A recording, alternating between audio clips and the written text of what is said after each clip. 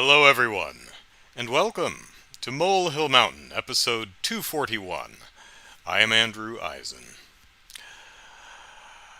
So, I am an adult, and being an adult, it means I get certain privileges. For example, I can stay up as late as I want, even on a school night or a work night. I mean, it may not be the most intelligent thing I can do, but I can do it. So if I felt, like I did the previous evening, like staying up until 4 in the morning watching 80s horror movies, I can do that because I'm an adult and I'm responsible for my own actions. Yeah, Matthew, we'll get to video games directly. Or indirectly? Later. But now I want to talk about Prom Night. Because I never saw Prom Night. I'm a big horror fan. I love me my 80s slashers. But Prom Night is, I mean, it's certainly one I've heard of. I know Jamie Lee Curtis is in it. Um, but I'd seen it in the video store back when video stores were things. I remember the box art. Interestingly, the box art that they often used, I don't know where that image of Jamie Lee Curtis comes from, but it's not from circa 1980. That image comes from later in her career. Could probably track that down, but I wasn't that interested. I I had always assumed that Prom Night was a later 80s film because of the image of Jamie Lee Curtis on the cover. That that's an older Jamie Lee Curtis. She's like she's like 23 in this movie. She was about 20 or so when she did Halloween 2 years before. So okay, so she'd be 22, I guess. Um, Later, but we want to now. You will have to wait. Um, anyway, so I finally watched Prom Night, one of those classics of the 80s that even if you haven't seen it, if you're a horror fan, you've probably heard of it. And it's not good at all. In fact, I genuinely have no earthly clue why Prom Night is so, not revered, but at least so fondly remembered. Um,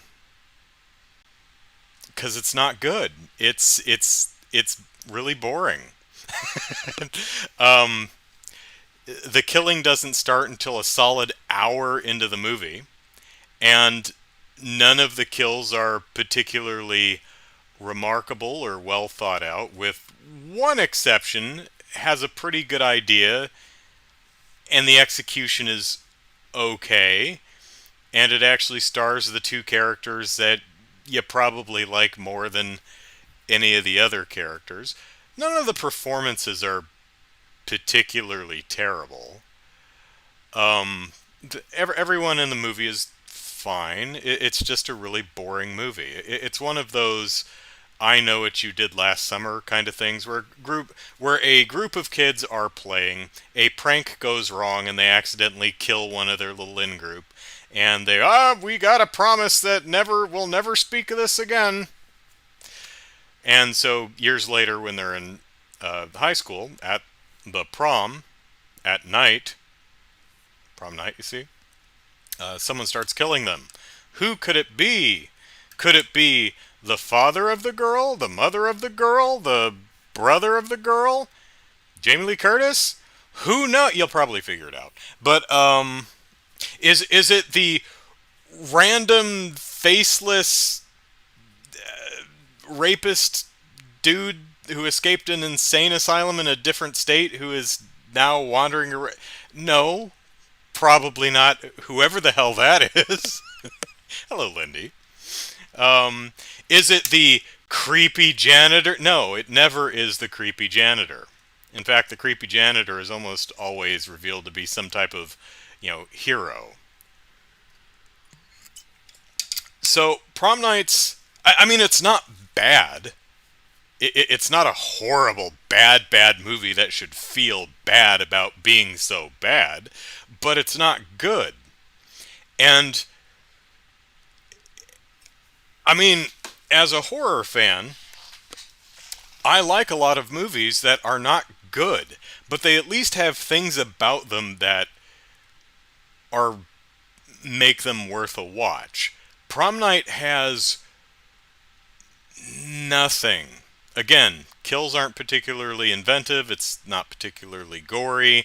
It's kills don't even start except for the little girl who dies at the beginning of the film.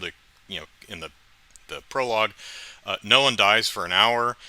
The characters and relationships aren't interesting. It's visually the movie's just kind of flat and boring. You could say, but Jamie Lee's in it. She is. But she's in a lot of things from that era. You want to watch young Jamie Lee in a horror film? Can't blame you. Watch Halloween. Or Halloween 2. Or The Fog. Or a bunch of others. She's in it. You don't have to watch Prom Night. It's not very good.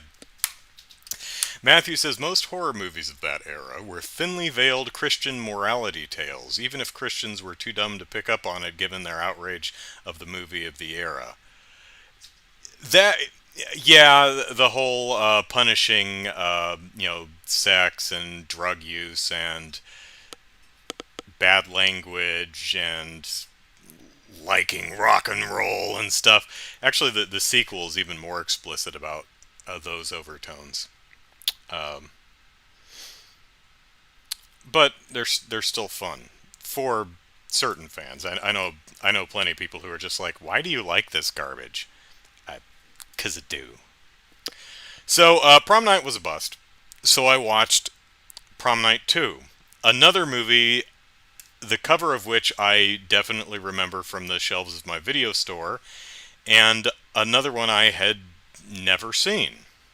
So, despite it being like 2 in the morning at the time, I said, well, I'm going to queue up Hello, Mary Lou, Prom Night 2, and see what that's all about.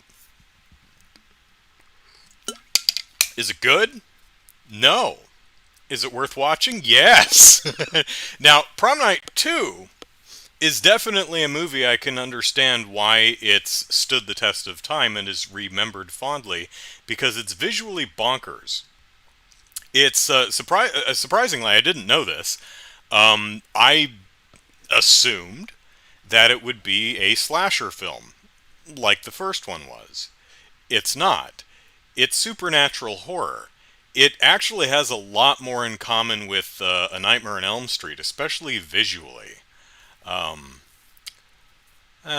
in a little bit of Carrie, and there's also a lot of visual nods to like Mario Bava and a couple of whoever made this movie was a fan of horror. There's a bunch of really great sequences. Essentially, in this movie, Mary Lou is a promiscuous jerk who is prom queen back in 1957, and she cheats on the guy she goes to prom with. She says, "Hey, can you get me punch?" And he goes, "Sure, I'll get you punch." He goes to get her punch, and she goes and starts banging some other dude backstage. So the jilted dude throws, she's on stage with her crown and her flowers because she won prom queen and she's waving, and he crawls up into the rafters and throws a stink bomb at her, which lights her on fire because her dress is apparently made of gasoline. So she goes on flambe and dies. And 30 years later, in 1987, her soul possesses one of the kids who's going to be who's nominated, who's in the running for prom queen that year. And as Mary Lou's soul, I guess, progressively takes over Vicky, Jackie, Susan, whatever her name is, she sees more weird stuff. And it's real Nightmare on Elm Street kind of stuff. She like gets sucked into a blackboard that turns into a, kind of a, which is on a wall, but it's like made of water, and she's still splashing around in it, and it's like swirling, and she gets sucked in. She gets stuck in a volleyball net, which turns into a big spider web. She has a rocking horse kind of thing in her room that's all very Lisa Frank looking until it, turns its head and, starts, licking its lips at her. So it's got a lot of, I mean, the blackboard thing kind of reminds me of, the oatmeal staircase in Nightmare on Elm Street, the being sucked into the waterbed in the beginning of Elm Street 4, the horse, being lewd with its tongue at her kind of reminds me of the phone gag in the first Nightmare on Elm Street.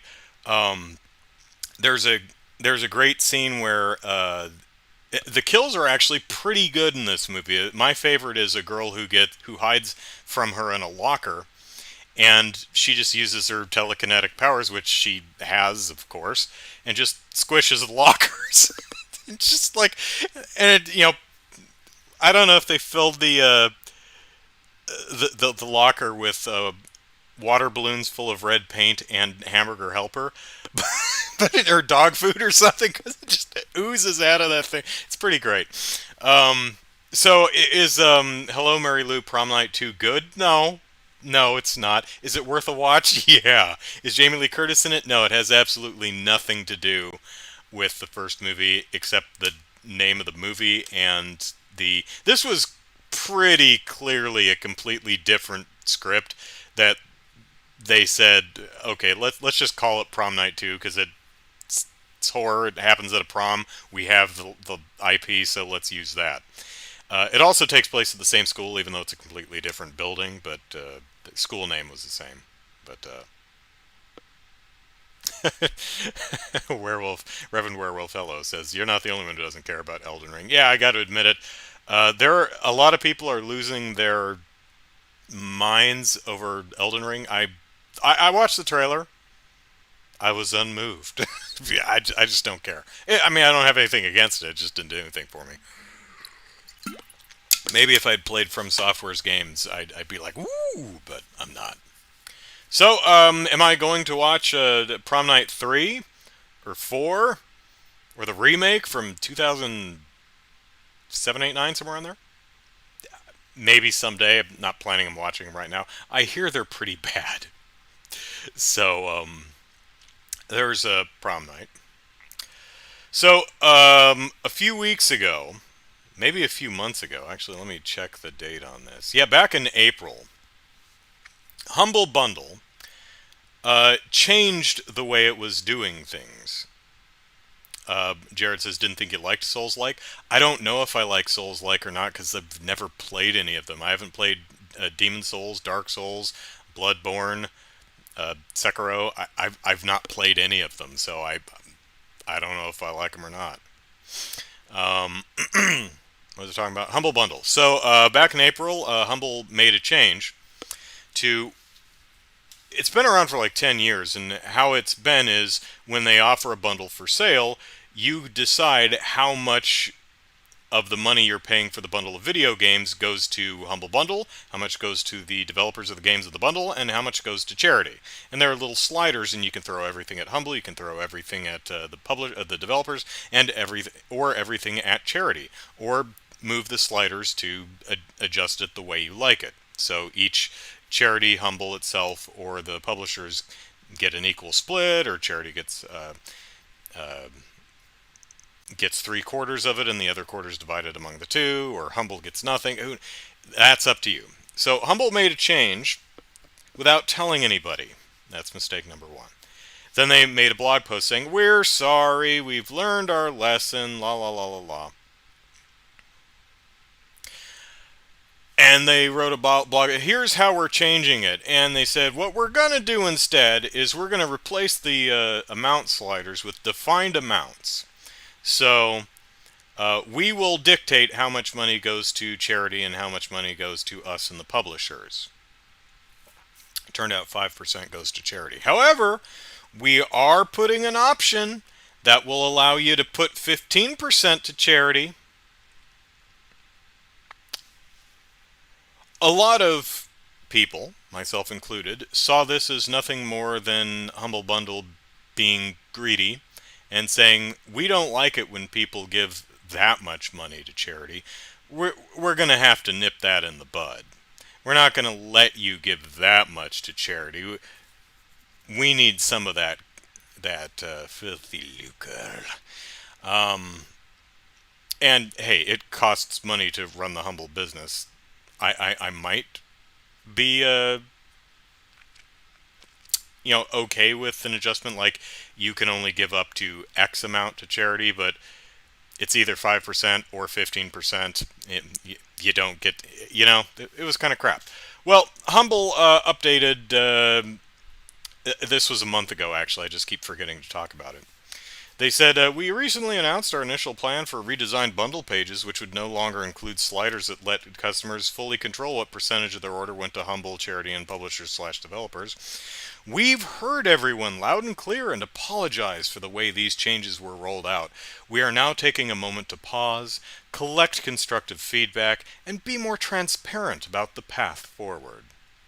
Today, and again, this was back in May, we'll be turning sliders back on for all customers on our bundle pages while we take more time to review feedback and consider sliders and the importance of customization for purchases and bundle blah blah blah blah blah.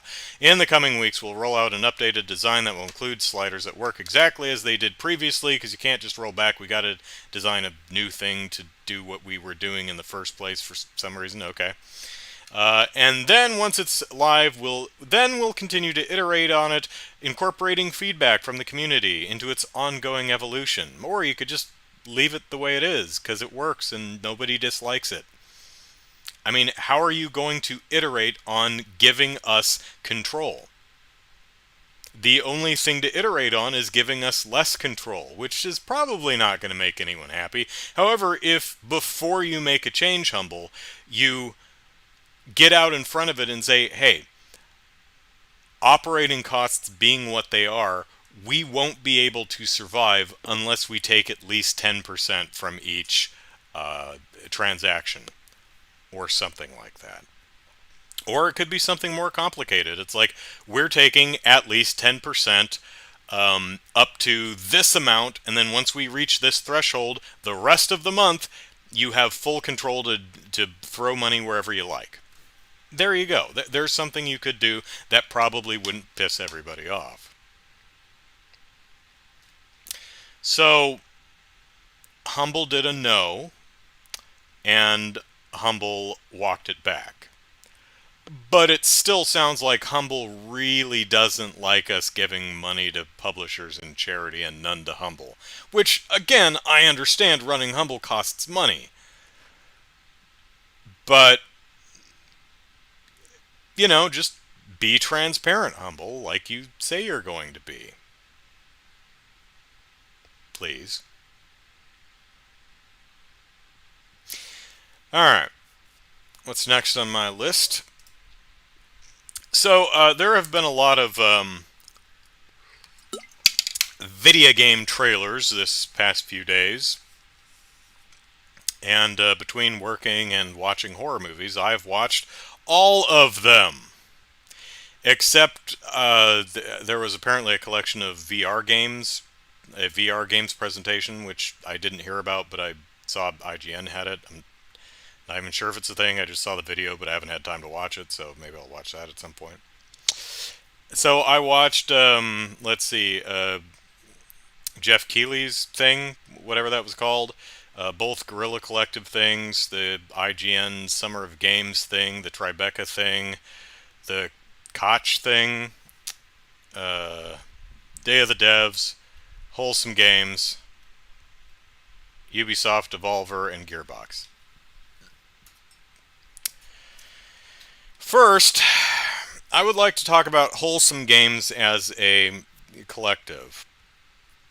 Wholesome is essentially just a independent, non-profit, volunteer-run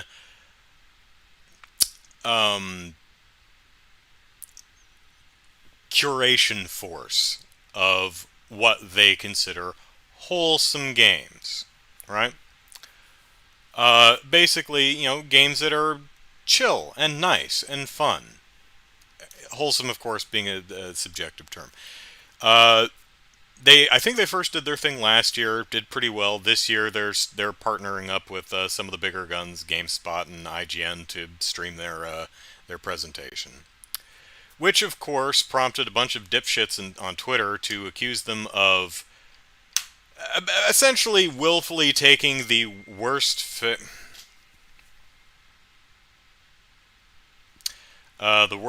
faith read on anything and accusing them of dumb stuff. Sorry, sister's texting me about the Extra Life charity event next fall. So, Wholesome in the response has been very wholesome. And they actually published an FAQ, which I found kind of funny because, oh man, they are bending over backwards to live up to the Wholesome name. Starts out with obvious stuff. What is Wholesome Direct?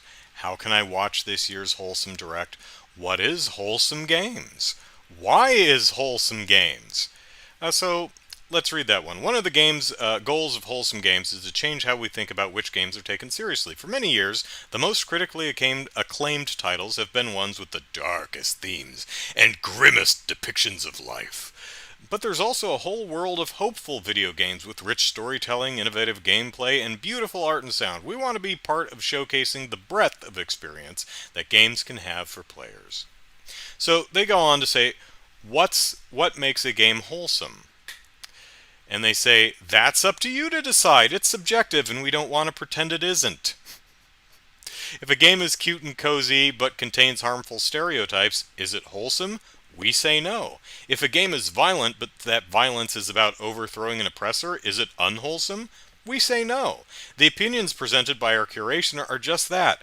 One group's opinions. They're clearly talking to very specific people on Twitter. I'm kind of enjoying this because I don't know if I'd have the patience to write something like this. Next part of the FAQ says, okay, but I hate the word wholesome. And they respond, honestly, so do we sometimes. Toxic positivity is a real problem. Lots of words and ideas like wholesome or family values have been warped into dog whistles, and harmful purity tests are used to dismiss serious concerns. We want to make absolutely clear that our values are diametrically opposed to these uses, and we can only hope that's reflected in our work. Are non-wholesome games bad? No. Are wholesome games political? We believe everything, especially the media we create and consume, is political.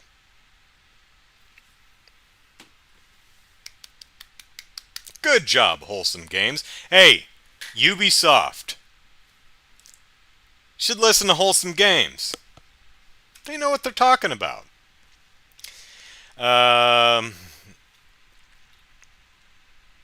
And it goes on like that. So, good on you, Wholesome Games. I'm enjoying you. Don't let me down. I mean, because I really don't want to read in the next weeks, months, years that the founder of Wholesome Games is, like, abusing all the volunteers and, you know, sending pictures of their genitals to their volunteers or something like that. I really don't. We see enough of that day in, day out of people whose work we enjoy end up being horrible people. Please don't do that. Just please don't. There's too many that do. Be one that doesn't. Thank you. Hello, individual cloaker. Alright. Now let us talk about video games. So, I watched all the video games. Do I have something stuck in my hair? Yes, I do. But no longer. Now it's on the floor where we'll have to vacuum it up at some point. So, I watched each presser, and I just took a note of stuff that stood out to me. First, I would like to note a few common games. There are at least 3 games that I saw that are made with stop-motion puppets. Interesting trend. There are a lot of cooking games, like a lot of just throw ingredients in a pot to make food games. You could also broaden that out to like cafe sim type games. There's also another one that's kind of blending a cafe sim, restaurant sim game like Order Up or one of those with Five Nights at Freddy's. So you're trying to service customers, and if you let them down, the animatronics attack or something. Interesting idea. There is also two separate games that are um, uh, life and building management sims. So you have a plot of land and you farm resources to build buildings and grow your civilization. But this plot of land is on the back of a big moving thing. In one game, it's a big dinosaur thing. On another game, it's a big, like, Howl's Moving Castle type of roving city type thing. Or that other book series slash movie, the name of which I can't remember. Um, there was also another one that I saw that was kind of a similar idea. It's a complete biome, and it pulls out, and the biome is on a airship. I don't know if it's a similar, town builder type of thing, but interesting to see what the hotness is this year. So, what stood out to me? Well, I forget which where I saw these, if it was in the Keeley Press or the Gorilla Collective, but and I forgot to write down the names. But there's a sim where you are reviving a planet. Um, so you have a desolate area, and you dig ditches and to make water, and then put in filtration plants, and then greenhouses, and you just bring the green and make the planet come alive. And if you know me, you know I love video games where I get to work to make things better, um, for its own sake or for the people who live there. For example, I love the Colony 9 Make It a Better Place in Xenoblade Chronicles. Um, it's one of my favorite parts of Okami, where you just bring life back to everything. Um, I've always loved those moments in video games where something is broken and you take the time and resources to fix it, again, for its own sake or for the sake of everyone else. I love that stuff. So that might be a game that the only thing that stood out to Chaos was Mario and Rabbids 2. Okay, well that is on my list. I'll get there. Another one I saw was I forget what the name of it. We've seen it before. I think we saw it a couple of years ago, but it's a tabletop adventure game with handcrafted elements. Uh, so you know how like Yoshi's Woolly World and Kirby's Big Yarn, or what the hell's the name of the game? Um, the aesthetic gimmick of those games is the environments and the characters within them are all made of handcrafted material. Another one would be the Paper Mario games, where everything's made out of craft materials. So this game is a tabletop adventure game, and the aesthetic is it's a kid with a notebook, and he's drawing all kinds of things and building little craft things, and it's got all kinds of animated turned pages. It just looks real neat. No idea if it'd be any fun to play, but what about the games where I do opposite of that, where I break stuff? Well, I love Blast Core, and that's a game where you just knock things down. I mean, you're knocking buildings down so that a runaway nuclear missile carrier that's moving very slowly doesn't run into a building. So there's this flatbed truck which has a explosive device sitting on it, and if it bumps into anything, it's going to explode and kill everybody. So you have to raise entire towns out of its way so it doesn't bump into anything. It's really just an excuse to knock down buildings with bulldozers and stuff. It's really, really fun. So, I can... Epic Yarn, thank you. So I can enjoy games like that, too. Um, so from the Tribeca collection, which is a nice collection of games, I enjoyed that showcase. There's uh, Signalis, which is a horror game. Um,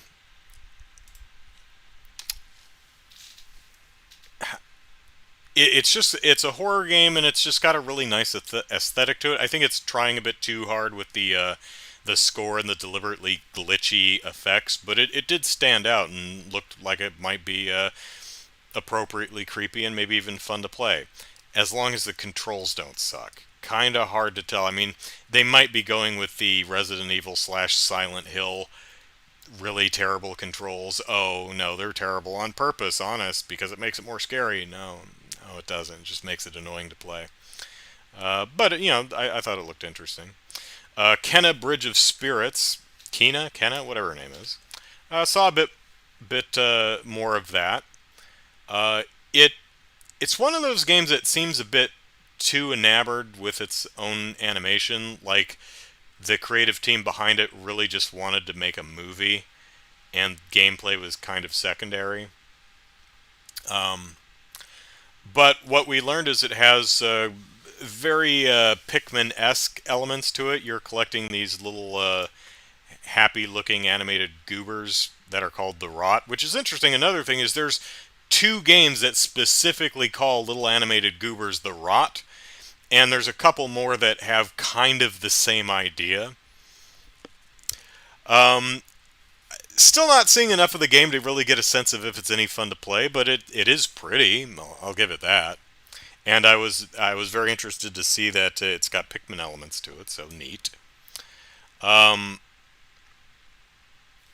there's a game called Norca. It's a 2D pixel art adventure game, and nice atmosphere. What stood out to me is it had some really interesting fight mechanics, which were difficult to actually parse as to how they work. Like it's a first person. There's a dude on the screen, and you have to pick like between a happy face and a frowny face. I'm not sure if it's like punch mean dude or kiss mean dude. I'm really not sure, but it's different enough to be interesting. I would like a bit more explanation of how the mechanics work, but it's certainly interesting looking. Harold Halibut was the one I wrote down as the first of the stop motion adventure games that I saw. Um, with physically built sets and props, scanned 3D models, animated. This one's animated via motion capture. Another one does actual um, animating physical models and taking photographs of them and scanning them and putting them into the game. Um, no idea if any of these games would be any good, but it's certainly an interesting style, and I'm a fan of uh, stop motion movies, uh, like from Leica or Aardman, Wallace and Gromit and such. Let's see. Chaos says, "What one thing do I want most to see from Nintendo?"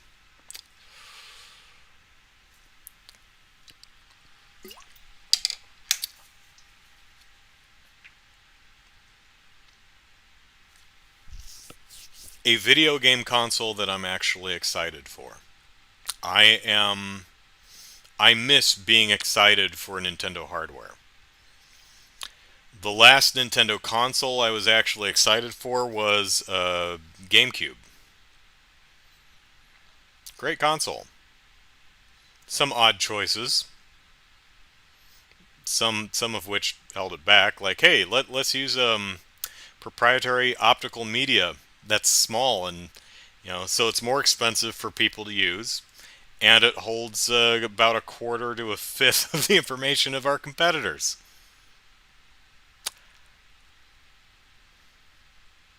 Not a Probably in retrospect not the best idea, Nintendo. Um, the Wii, I was not excited for because I was very concerned that the motion controls I would not like, and I didn't. A lot of great games on the Wii, though. To be clear, I mean, I've not been unexcited about individual games on the subsequent platforms subsequent to the GameCube, but I've not been excited for the hardware. The Wii, I was like, oh, the waggle thing, that looks annoying. It was annoying. It sucked. I hated it. A lot of good games on it, though. I've got 2.5 shelves full of Wii games. No, those are Wii U on that shelf. So about two solid shelves of Wii games. Probably got about 80 Wii games. Great games on that console. Shame they're a full generation behind their contemporaries. Then the Wii U came out, and I was like, at first they said the controller has a screen in it. I said, why though? It's like, well, you could put a map on it. You could put a map in the pause menu. Yeah, but then you don't have to pause the game. It's like I may as well. I'm not looking at the screen now, so I'm not looking at the screen either way. But then I saw a trailer for Zombie U, my favorite Wii U game. Not the best Wii U game, but my favorite. And I was like, oh, that's why you might want to have a screen and controller. That's an integral part of the experience. Not that you couldn't do it without it, but you would lose something. Okay. Hopefully that's not the only game that has any idea what to do. Oh, it's the only game that makes any interesting use of the screen on the. Oh, even Nintendo didn't have any ideas. Oh, so once again we have a console that's a full generation behind its contemporaries. Yeah, okay. And then the Switch came, and the only notable thing about it is it's portable, which is a feature I personally don't value. So, once again, it's just another console that's a full generation behind its contemporaries. So, what thing do I want most to see from Nintendo? I would love, absolutely be ecstatic to once again be genuinely excited for a new Nintendo console. I'm sure I'll always be excited for the upcoming games, and that's not nothing. But I'd love to be, oh man, I can't wait for the Switch 2 or the Nintendo whatever. That's going to be so cool.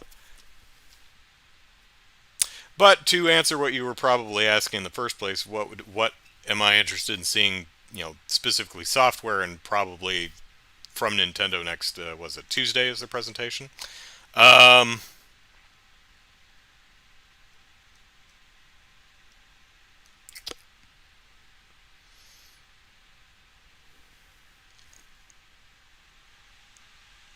I mean, there's a couple games that we've known about for years that I'm definitely interested to learn more about.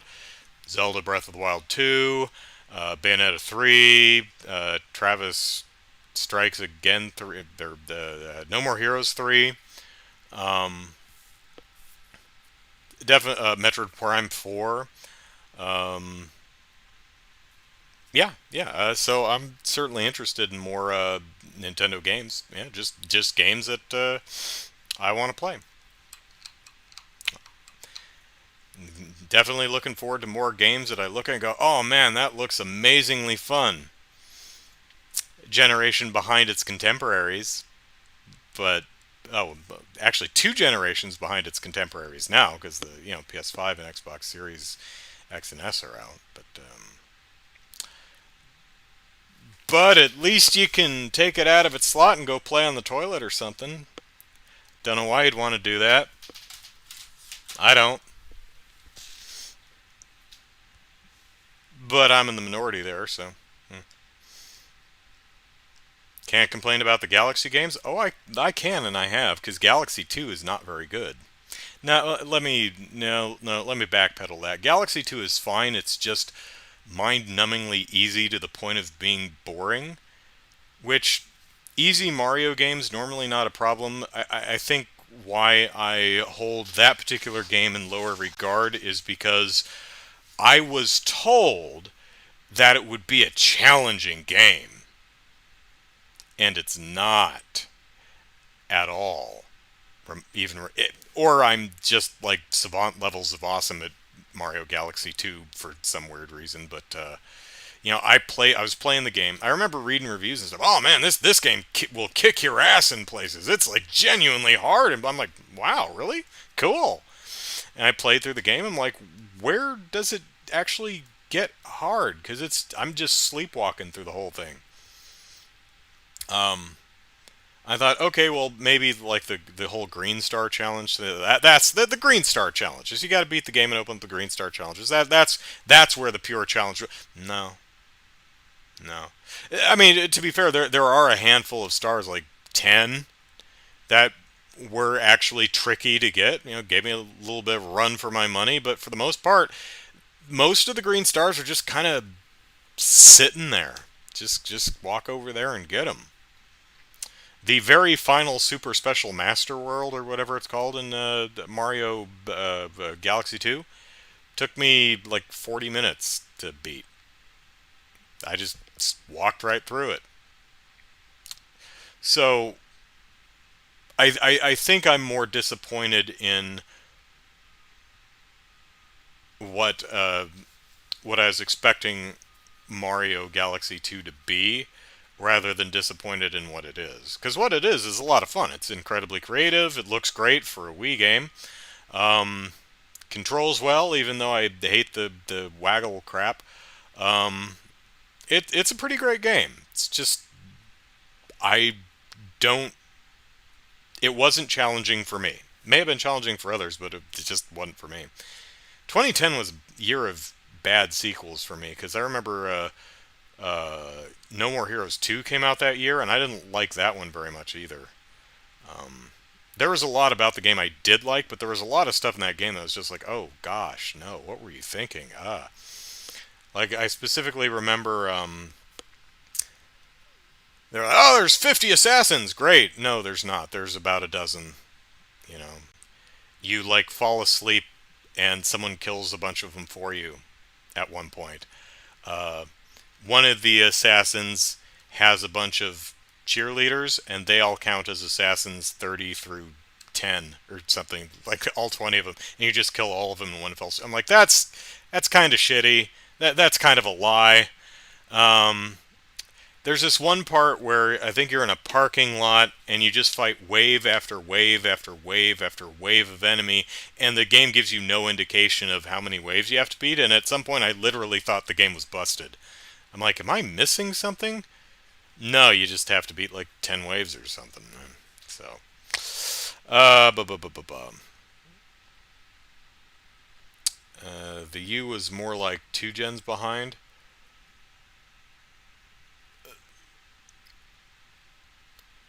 The Wii U was slightly better than the PS3 and the Xbox 360, which it came out, which one would hope it's slightly better than consoles that came out like 6 and 7 years earlier. But the PS4 and the Xbox One came out the next year, so it was immediately a full generation behind. Um, just like the controls and camera in the Galaxy games, it, yeah, well, I mean, yeah, because it's the Wii. Shin Megami Tensei 5. Yeah, I liked Tokyo Mirage Sessions, but I've never played any of the other games, so it doesn't really. Did I think one was challenging? I thought one was a lot more challenging than two. I mean, not like ball bustingly hard or anything, but certainly had its challenging moments. Two, I didn't think really did. Um, where was I on this list here? Oh, then we moved to the the Koch uh, presentation, which is I'm 41 years old. I have seen a lot of digital presentations of video games over the last couple decades. This is far and away the worst. Far and away. Easily the worst I have ever seen. And I say that because other than one sizzle reel, it was nothing but interviews for 25 minutes, and even then they showed almost nothing. About 45 minutes in, you got a King's Bounty 2 gameplay trailer with no gameplay. Even though they called it a gameplay trailer, it had no gameplay in it. So, I mean, There's more important things in the world to worry about, but seriously, if there's no gameplay in your game trailer, just just don't call it a gameplay trailer, because the only thing you accomplish is piss people off. That's the only upside to lying about it. You're just going to piss people off. So I don't know why you'd want to do that. So after an hour, a solid hour of interviews, not necessarily a bad things, but these were the most scripted, uncomfortable, stilted, boring ass interviews I have ever seen. They showed some actual gameplay of Scars Above, which I honestly don't remember what that is now. Uh, then it ended with a fairly dynamic interview with the Payday dude, the dude who has something to do with the Payday games, who was talking about the upcoming Payday 3. And it was I say dynamic because unlike the rest of the interviews, this was actually interspersed with gameplay footage, so it made it actually interesting to look at. But all the gameplay footage, I'm not a player of Payday or Payday 2, but I was looking, I'm like, that looks like all Payday 2 to me. And then he said, Payday 3 is years away, but we don't want to leave you hanging, so we've got something to show you. They literally, one piece of concept art of just the dudes in the clown masks standing on top of a building. That's it. Just one piece of... Oh my god.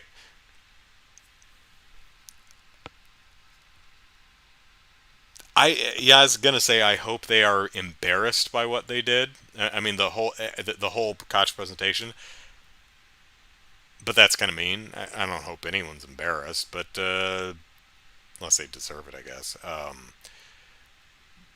But they should be embarrassed because this was embarrassingly bad. I mean,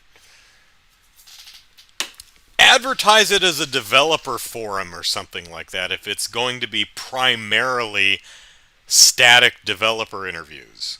There's nothing wrong with developer interviews. I can enjoy them. A lot of developers are not very good at them, but you can get some interesting stuff out of there. But oh my god, this was the driest, most boring thing I have ever seen. It was literally an hour before they actually got to any actual gameplay of games, which seems like I mean, it's like, going to an orgy and everyone just plays Pinochle for the first hour. Strip Pinochle? No, just regular old Pinochle. I mean, there's nothing wrong with Pinochle, but Pinochle is not why I'm here. Call me impatient, sure. But, you know.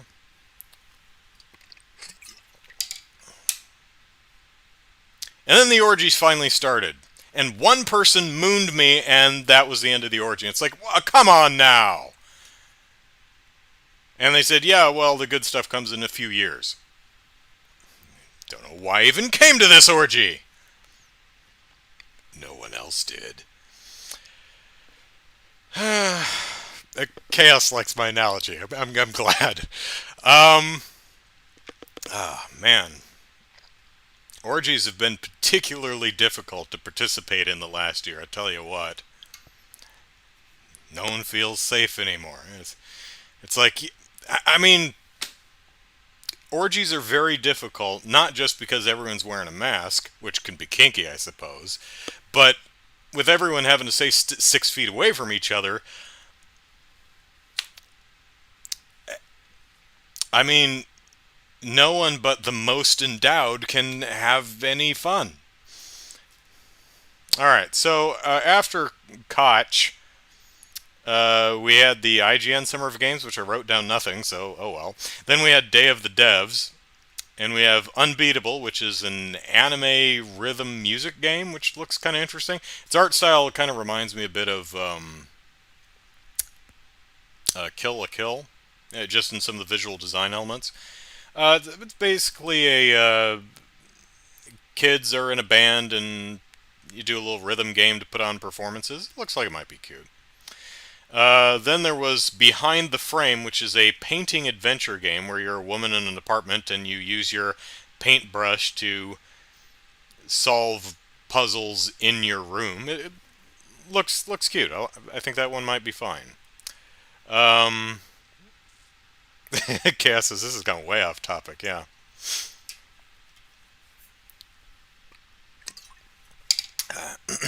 Yeah, I was gonna do an entire video on how to run a successful harem, but this didn't seem to be the right time for it.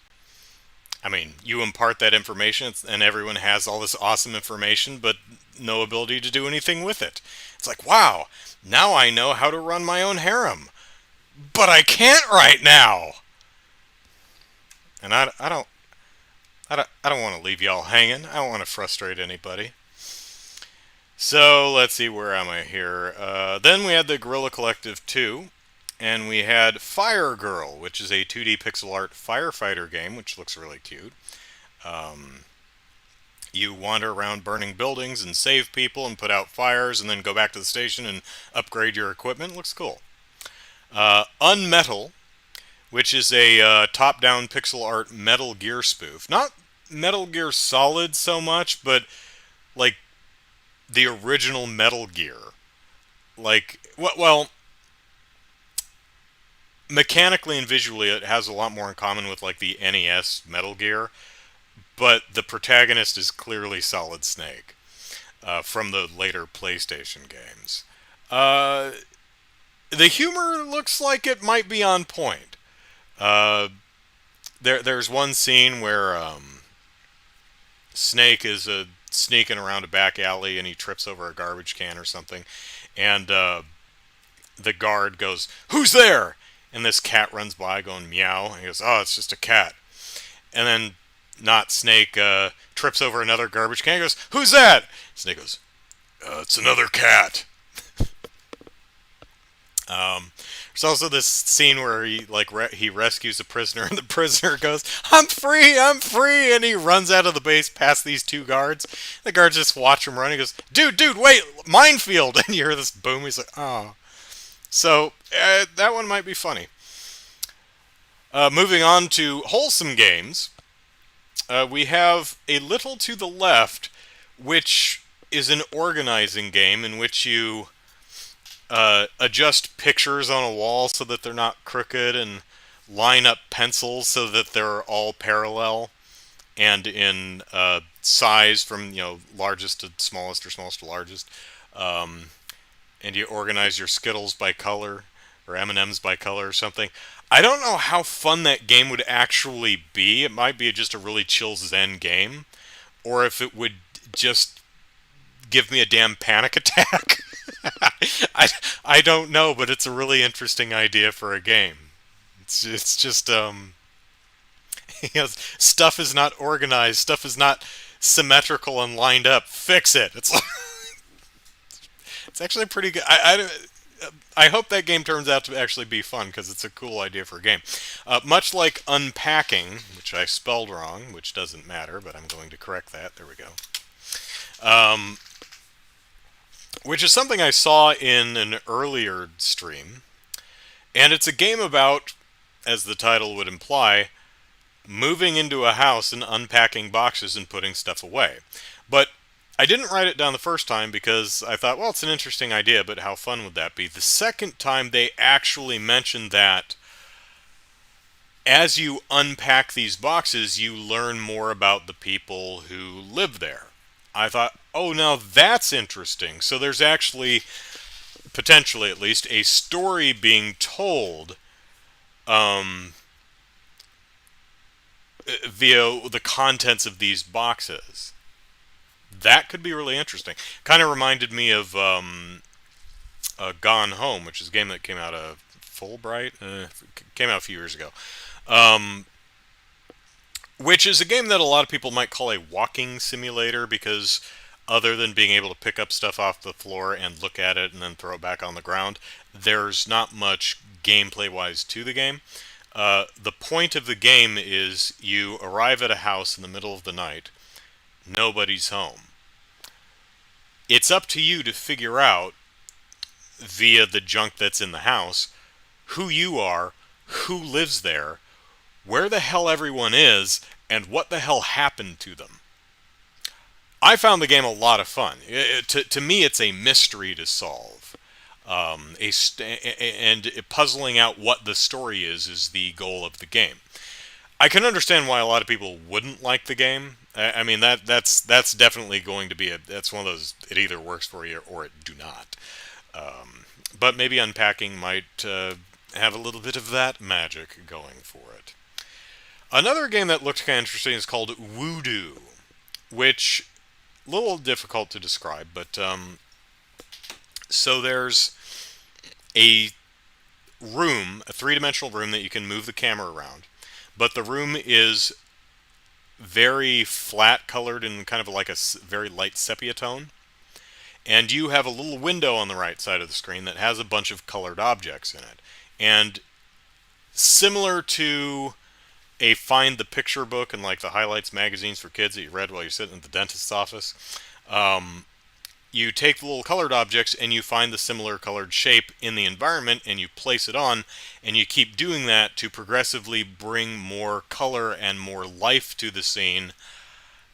And there seems to be some semblance of puzzle solving in it, and the biggest problem with the Wholesome Games collection is most of the looks at the games were way too brief to really get a solid sense of what the game is like. But had a nice look to it and has some potential, so certainly an interesting idea. Another one from the last one actually from the Wholesome Games is called Clawfish, and it's take a crane game. You know, the games that are just upright cabinets of stuffed animals with a claw on the inside that you move back and forth, that comes down, grabs, and then pulls up, and then you hope you grab a little stuffed toy. Now imagine a claw game on top of a fish aquarium. And you move the claw back and forth and try to grab fish. That's a funny idea. I don't know if the game would be any good or not, but I really do like that idea. Clawfish. I'm like, that's pretty funny.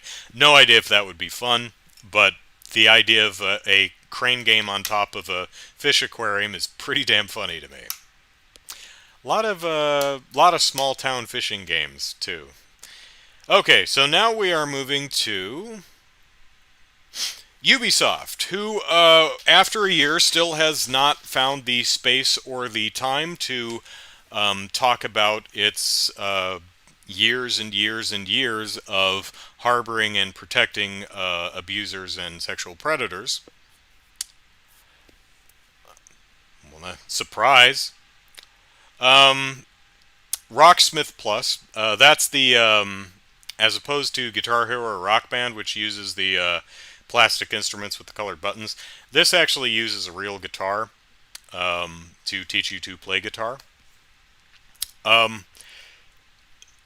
Rocksmith Plus has an interesting adaptation in which it uses your cell phone to connect to the Rocksmith Plus app, and it uses the speaker on your phone to listen to your guitar playing, so you don't have to use an electric guitar.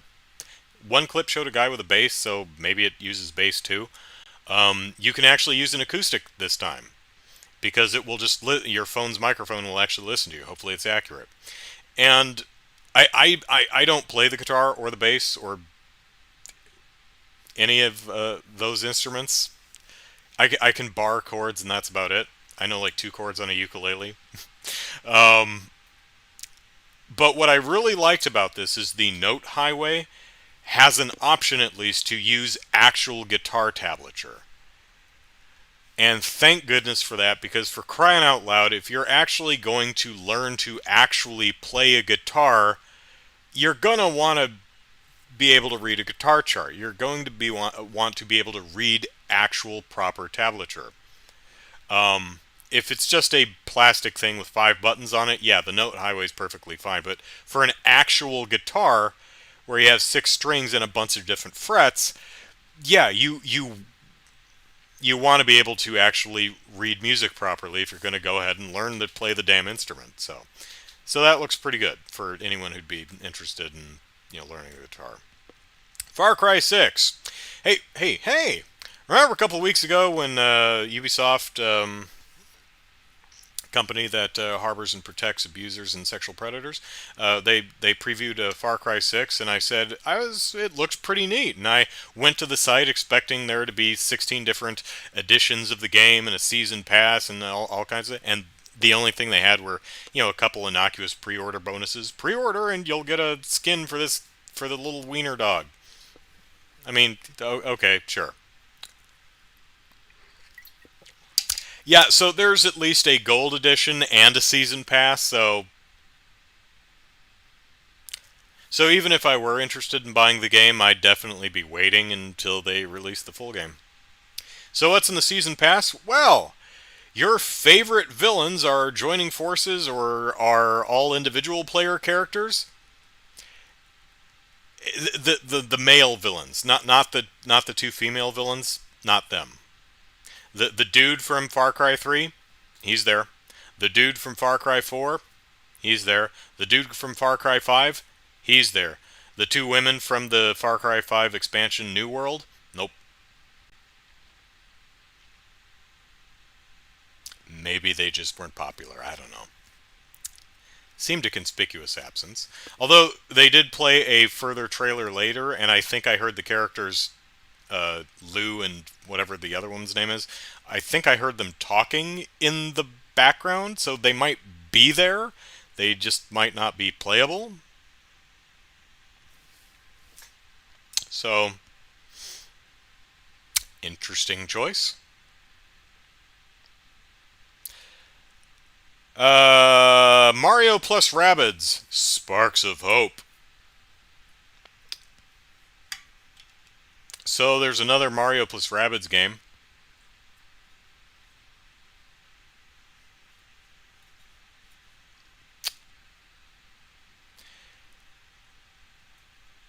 Yep.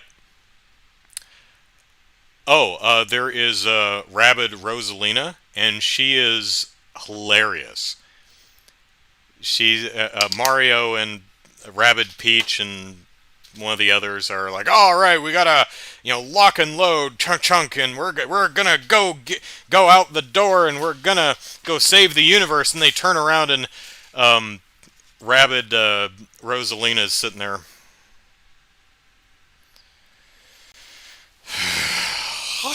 Like she cannot be bothered. And she slides out of her chair and shuffles over to the door. She's like, I don't wanna. The animation for that is wonderful.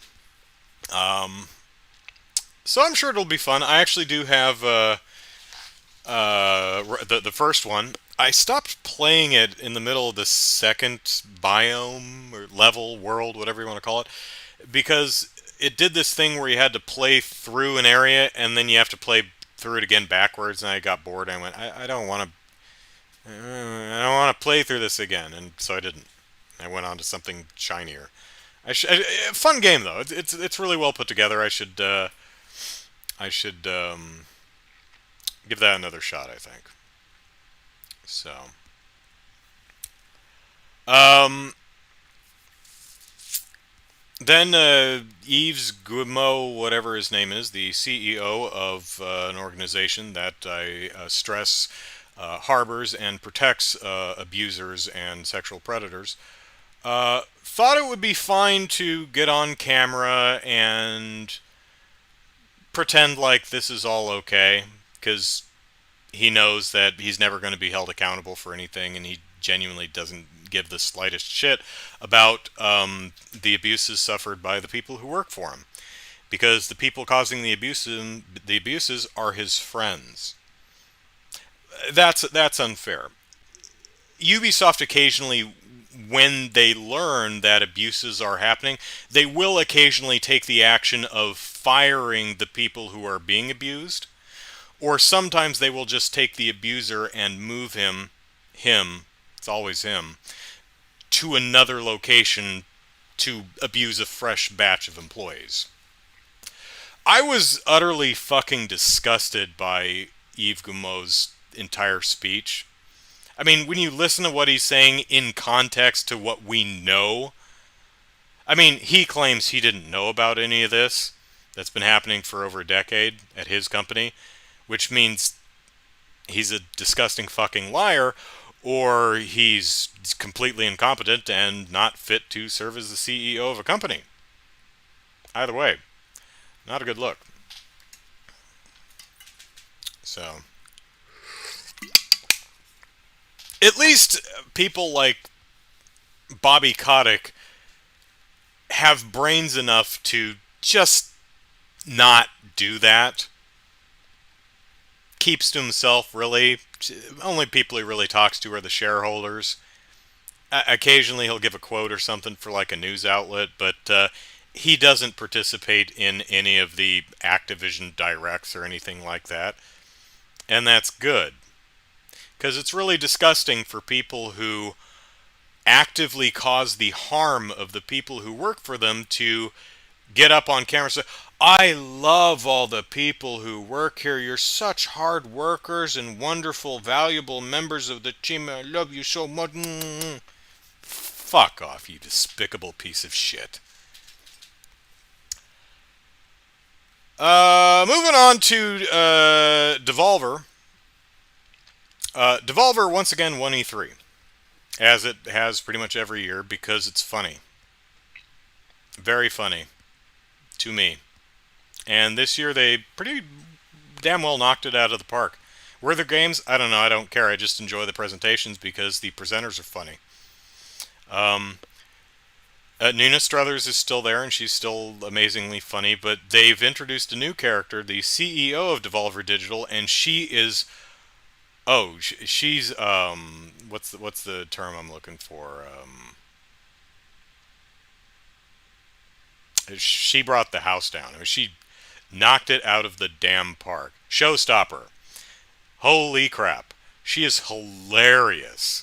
Doesn't get as much screen time as some of the other characters like Nina Struthers and some others, but she has two major scenes, and she is just amazingly funny in both of them. So kudos to whoever that actor is.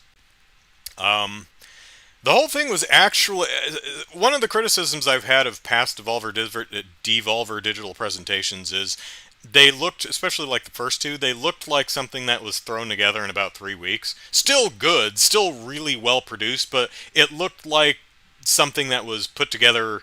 It's like, hey, I have this idea. Well, shit, E3's in 3 weeks, we better hurry. And something that it felt like the script could have used you know, another month of polish. This one feels like they've been planning and working on it pretty much all year. And a lot of the individual segments are incredibly ambitious, and the execution is really stellar. There's a lot of real long takes with moving shots, with all kinds of stuff moving in the background. Um, Explosions and goop flying all over the place that would make this thing a nightmare to reset if someone flubs their lines or laughs when they're not supposed to or misses their mark. Um, just a wonderful presentation, and there were games there too. One criticism, among many I suppose, but one criticism you could levy at Devolver Digital is, as a company, it is doing exactly the horrible shit that it's making fun of companies like itself for doing. Does that make it okay? No. It does make it funny, though. Now, so far as I know, they're not doing anything truly exploitative. That I've heard anyway.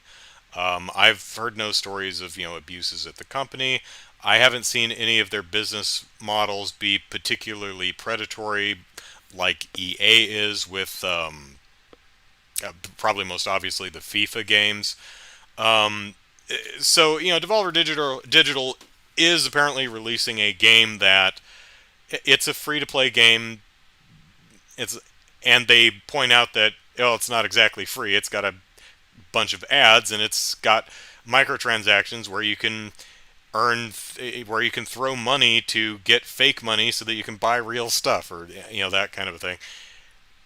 And they're joking about it, but they're actually doing it too. On the other hand, it apparently is a free-to-play game, and I honestly don't have a problem with free-to-play games having some type of monetization model. It's free to play. Yeah, it's got ads in it. We got to pay for it somehow. Yeah, fine. So far as I've seen, Devolver Digital hasn't done anything particularly scummy, like a full price game that you still need to pay for, or or predatory microtransaction practices like EA does, stuff like that. So all in all, a very very fun show. But they did let's see, there were two games. There's something called Trek to Yomi, which stood out to me because it started with a little caption on the bottom that said "actual gameplay, nothing pre-rendered," which is not normally what you see there. Yeah, usually it's pre-rendered footage or footage running on a GameCube on a PS5 or whatever. But this said "actual gameplay, nothing pre-rendered." Take what's Ghost of Tsushima, turn it to black and white and make it a side scroller. That's pretty much what this looks like. Could be fun.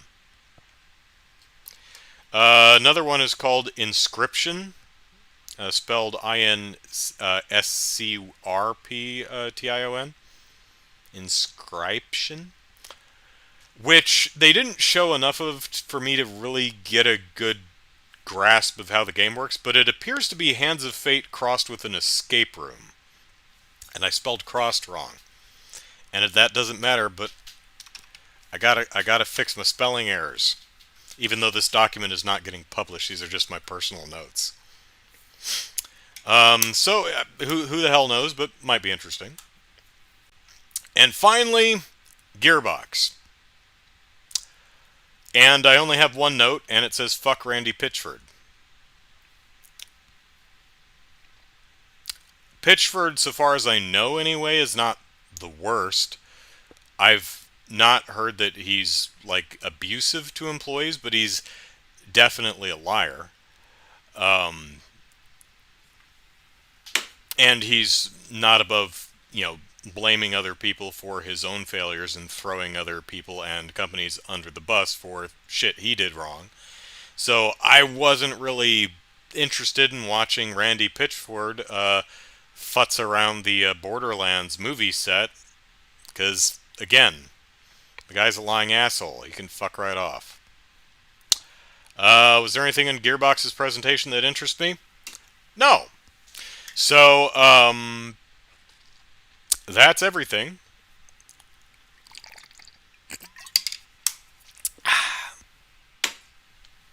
Now I need to watch, I guess, the VR stuff. And then we've got, is Sony doing anything? I don't remember. I think Microsoft's got something. Nintendo, of course. There's a couple more tomorrow. Let's see. Who has a schedule?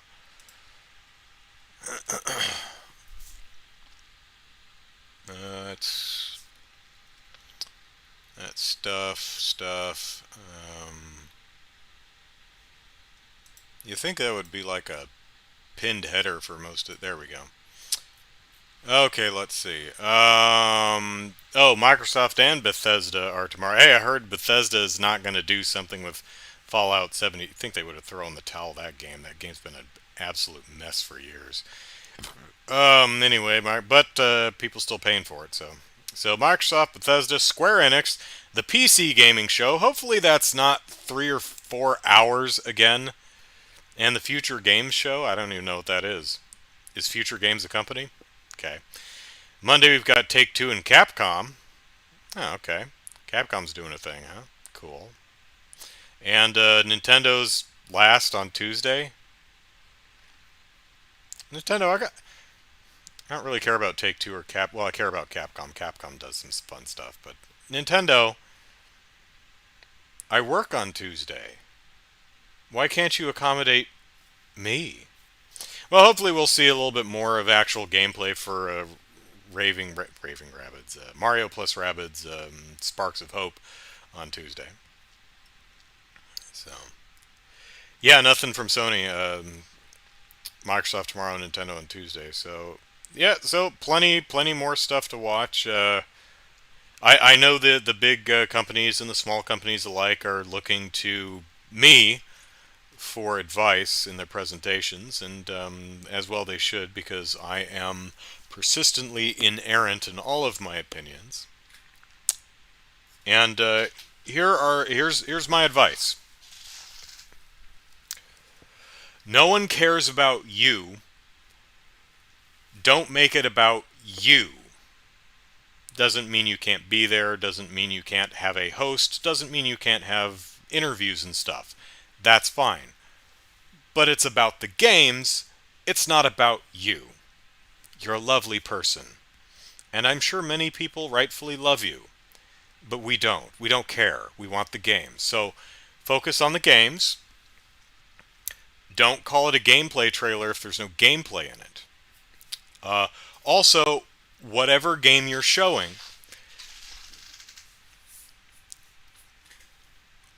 we all understand that different games are in different states of development, and some are more ready for the spotlight than others.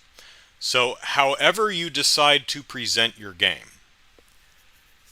if a viewer comes away from your presentation of said game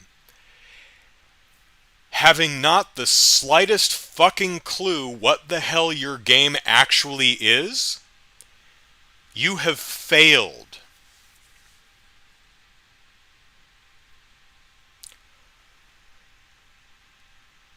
That's a long way of saying I understand sometimes you can't actually show gameplay, but whether you show gameplay or not, I should at least be able to discern what the hell the game is. Because if I can't figure out what your game even is, I can't be interested in it. It's kind of like a commercial where I have no idea what the hell you're selling. You have failed.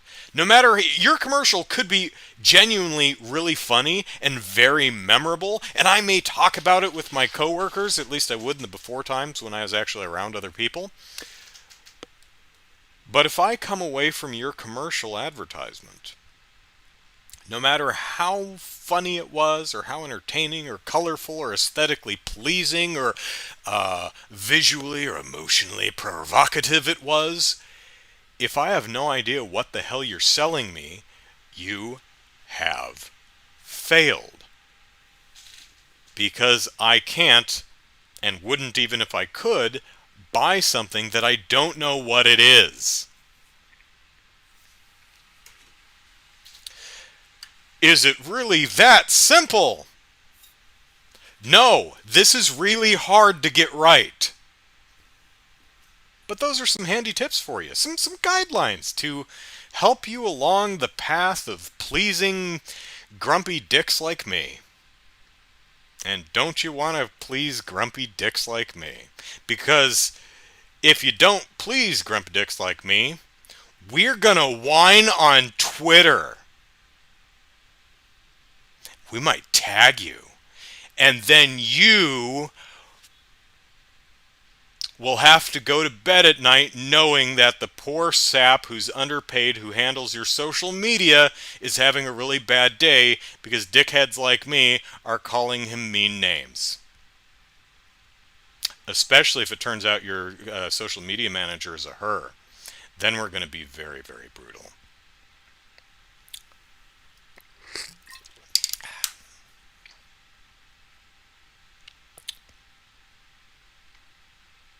Hey, companies, another thing you could do, protect your employees. All of them. I mean,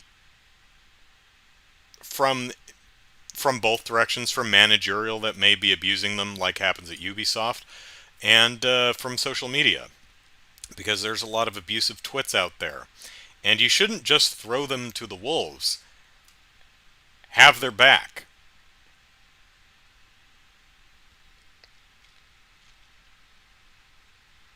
Cass says I work on Tuesday too, but at least it's before I go to work. Yeah, it's 9 a.m. for me. Of course, I work from home, so I'm just gonna watch it anyway. I mean, actually, let me look at my calendar. Do I have a meeting? Let's see. Tuesday, I have a 7 a. Oh God, I have a 7 a.m. meeting. I hate that. Nope. So far, I have a 7 a.m. and a 2 p.m. So I'm in the clear. It's one of the nice things about working from home is my schedule can be a little flexible. I mean, as long as actually, let me look at my release calendar. As